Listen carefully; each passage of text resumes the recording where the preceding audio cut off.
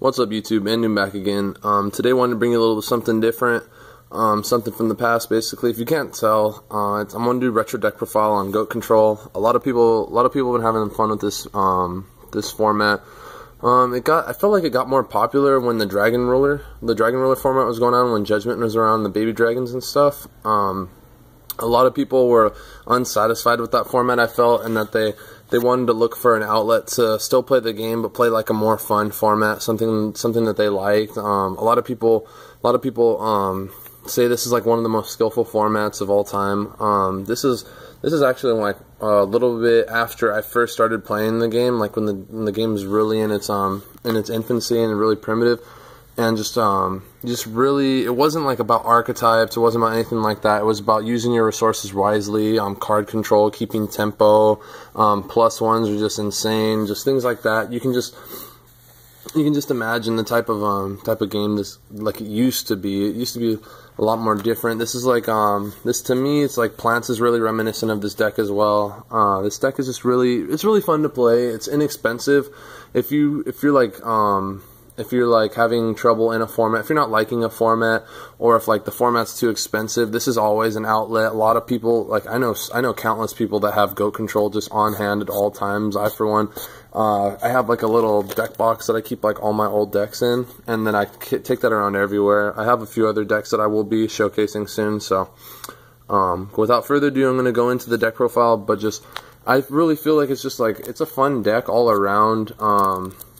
Goats is just super fun, but also a lot of people do like it, so you're not going to be alone in playing this. I have a couple other format decks that not as many people have, like, compared to Goats, but this is definitely fun. You'll get a lot of enjoyment out of it, and it's very cheap to build. I've spent no money whatsoever in building this deck. I've had it the majority of the stuff for a long time, but I recently just put it all together finally, probably a couple months ago. Been having some fun with it, so hopefully you guys will too, and without further ado, I'll go from here. So for the boss monsters, you got BLS, Jinzo, Airknight, Parshath. Obviously BLS is just absolutely insane. Chaos Emperor Dragon has been banned at this time, and then BLS, I believe, just went from 2 to 1, and then Jinzo and Airknight were just really good. Some people, I've even seen like some people's lists where they sided the Jinzo and they run double Airknight, because Airknight's so good. Especially against goats, he pierces, and then when you destroy a monster, you get to draw a card. So like against a goat or against something really weak, you're gonna get a lot of advantage over it, which is really nice. BLS, need I say more? Just BLS is obvious. It's insane. Like there's a few decks that I have from the past where BLS is like one of the boss monsters of the deck, and it's pretty insane. Jinzo, like there's only so many traps that you run, but you want Jinzo to stop like really dumb ones, like Ring of Destruction, stuff like that. So yeah, there's that. And then we got some, this is like your removal monsters. Like you have the Breaker, which is absolutely insane back in the day. I remember trading like everything, like an arm and a leg, just to get a Breaker. Tribe is just insane. If you need to clear mass monsters out of the way, Tribe can be helpful, especially like Sinister Serpent. DD Assailant, DD Warrior Lady. Again, I've seen people where they side DD Assailant. Warrior Lady is just much better, being able to like pick and choose whichever one you want to, whichever monster you battle that you want to banish. And then with Assailant, it has to be destroyed by the monster and has to banish that monster it destroys. So like Warrior's a bit better, but they're both still really good. And like you can Nobleman Crossout's a card in this format, so like having to play around that card, maybe even baiting it with her, can be beneficial at times, just depends. And then Breaker is just insane. Drop at 19, you could run over something, pop back row if need be. Just really handy, really powerful. Those guys are all amazing. We have the spirits in the form of Azura Priest and Tsukiyomi. Again, some people did run double Tsukiyomi. For my build, I feel like this is just like the most simple, the most straightforward build that I could come up with, and I really like it. Azura Priest, if you don't know what she does, she gets to attack every single one of your monsters, or your opponent's monsters once. So like if they have goats, Priest can take out all the goats, which is really nice. Tsukiyomi, lots of cool plays with like Thousand Eyes Restrict, being able to like suck up a monster, flip it down, the monster falls off. Say if it's like the turn after you've already summoned the Restrict, flip it back over, take out another one of their monsters, stuff like that. Being able to run over monarchs with her is really good. Just really powerful in general. And then you get to regurgitate them over and over, so it's just like, I felt like you only need one of each. You shouldn't need more. Like, most cases you don't need more. Then we have like the floaters, Tomato and Sangan. Like obviously Sangan gets you to a lot of different things, and then Tomato gets you to Sangan as well as like Newdoria, Reaper, and then Sangan searches for the Serpent, which is really nice. Really like that a lot. Newdoria is a really nice card in this format. I think it's really powerful. It's almost on the level of like DD Warrior Lady. After damage calculation, whatever monster this card battles dies. So it's really good just to get rid of pesky issues. Like if you need to get rid of a Jinzo or whatever, really cool. Reaper, not many, like other than Nobleman or like Tsukiyomi Nobleman, there's like it's kind of hard to get rid of like BLS stuff like that. Little difficult. So yeah, then Serpent, ultimate discard fodder for this format. So yeah, really good. And then Double Faith. There's so many broken spells in this format to where like you can keep looping them with Faith, which is really nice. And then she's a 1-star, so you can Metamorphose her for 1,000 Eyes Restrict, and then go off from there. So it's just like a lot of really good applications that this card can be used in.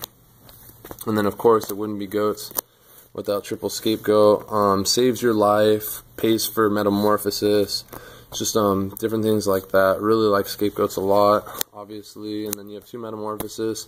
Some people did run 3. I choose to main 2, and then I would side the 3rd one.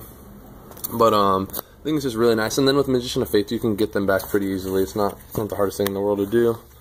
And then Double Book. Again, most people sided the 3rd one if they needed 3. But Book's just really good in a lot of different instances. Get rid of dumb monsters, like Monarchs, Jinzo, BLS, stuff like that. Make it easier to kill them. And then you can also use it like with a face-up Magician of Faith. Like they go to attack it or something. Just really simple things. Or like if you have this and Nobleman, if you have these 2 together, get rid of any monster pretty much, and just really good. And then Nobleman is like, that's a card you definitely have to play around. You have to know like you have to be prepared for what you're gonna set to have the possibility of being Nobleman, basically, is what it boils down to.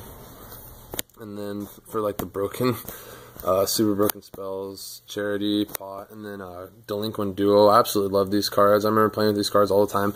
I remember packing a super, I just recently got this one, but I was just like really excited about it, a Super Pot of Greed. I remember playing with all these cards back in the day. It's just really fun to, like, really nostalgic and reminiscent of like old Yu-Gi-Oh! Just really trying to use your cards wisely and stuff like that. Delinquent Duo is just insane. Like a lot of the times, you want to like almost, it's like there's just a lot of little mind games in this format. Like it's like you want your Serpent for when you get Delinquent Duo, but you also want it for when you Graceful Charity. So it's just really cool. I really like this format a lot. Just a lot of thinking. Broken Equip cards, Premium, Snatch Steal, obviously just super OP. There's there's no Trinity at this time, so you can't really loop it like that, but just the fact that it's just so, like, just gimme, I may start attacking with you, 1,000 doesn't even matter, take 800 to grab back any monster, like, okay, I just discarded, like, Jinzo with Charity, I'm gonna premium it back, whatever, that's cool. Vortex, Swords, really cool together, being able to, like, flip all their stuff over and then destroy it all, that's always nice. And then 1 Heavy Storm, and then one MST. Gotta kind of hold on to those cards for sure. And again, another format where you have to like make sure how many cards you're setting, and don't just set one, or don't just set like your whole hand, because then you're gonna get blown up by Heavy Storm. And then MST is just there to help out as well. And then the traps, some really broken traps as well. There's some really good ones at this time. Ring of Destruction, obviously Mirror Force Torrential. Those are like 2 big ones in a lot of different formats. Call, Dust, and Bottomless.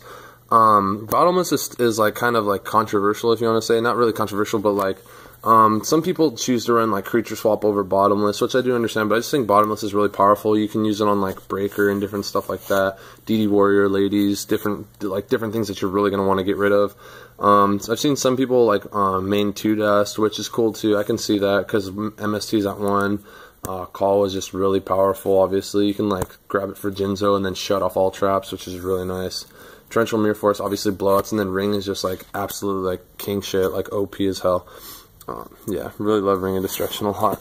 So there's that. And then just like a recap of some fusions that you'd run. Like the main one obviously is gonna be 1,000 Eyes Restrict. You're gonna make that with like all your 1-stars. This is gonna be like the main dude that you're bringing out with your Metamorphosis to suck up monsters and stuff. But there's also like other cards like Reaper in the Nightmare, Dark Bolter, Fiend Skull Dragon, Ryu Senshin. There's also Last Warrior from a different dimension. There's also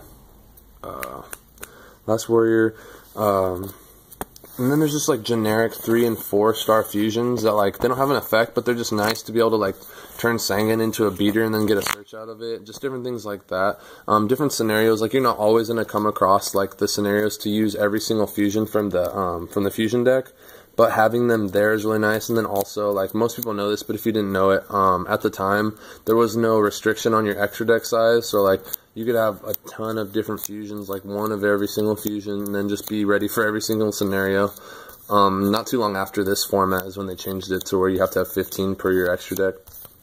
But yeah, this format is just really fun, dirt cheap to build. I think the only card I honestly had to find was a Newdoria, because every other card I had except for Newdoria, and I think I just had to get a couple goats, which I bought those with store credit out of locals, so it didn't even matter. It wasn't even anything.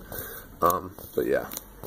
Absolutely love this format. Just a lot of different cards that I really like. Obviously, Pot of Greed, BLS, Jinzo, Breaker.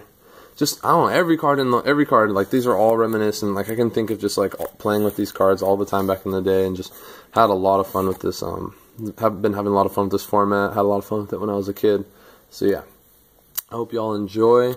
Again, like if you're feeling stale with the game, or you're just having looking for something else to do basically with your friends, not only is it fun, but I feel like it's just really informative, and it really shows you, it can show you a lot of different ways to play the game, to conserve your cards and not to overextend, and then to know when to go in for the kill, know how to use your cards properly is the thing that I want to stress.